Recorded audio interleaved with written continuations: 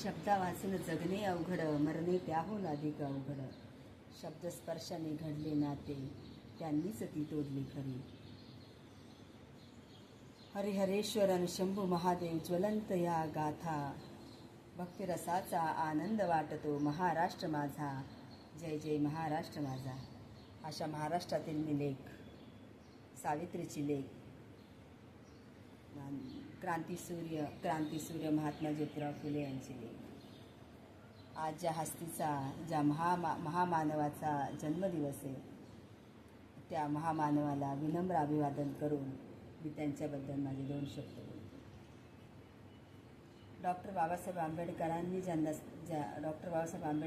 ज्यांना स्वतःचे गुरु मानले ते महात्मा ज्योतिराव फुले. खूप त्रास काढला सुरुवातीला. त्यांच्या त्रासाचे श्रेय म्हणजे आज माझा समाज उभा आहे, स्वतःच्या पायावर उभा आहे. समाजासाठी, समाजामधली दुफळी त्यांनी लक्षात आणून दिली. समाजात एका समूहावर होणारा अन्याय, समाजावरती होणारा, समाजामध्ये समाज सुधारणा हा घटक कसा गरजेचा आहे ते त्यांनी लक्षात आणून दिलं.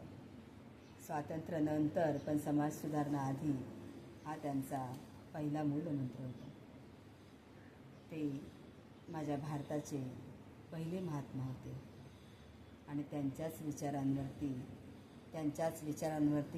त्यांच्याकडे प्रेरित होऊन डॉक्टर बाबासाहेब आंबेडकर हे माझे विश्वगुरू, विश्व क्रांतीसूर्य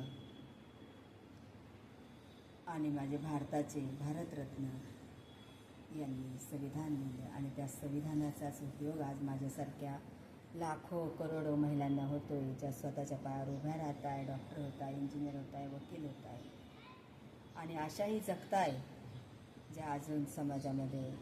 पण त्यांनाही त्यांनाही बाबासाहेबांनी अनेक प्रोव्हिजनमधनं त्यांच्याही सुविधा आणि त्यांच्यावरही अन्याय होऊ नये म्हणून कायदे बनवून ठेवलेले आहेत.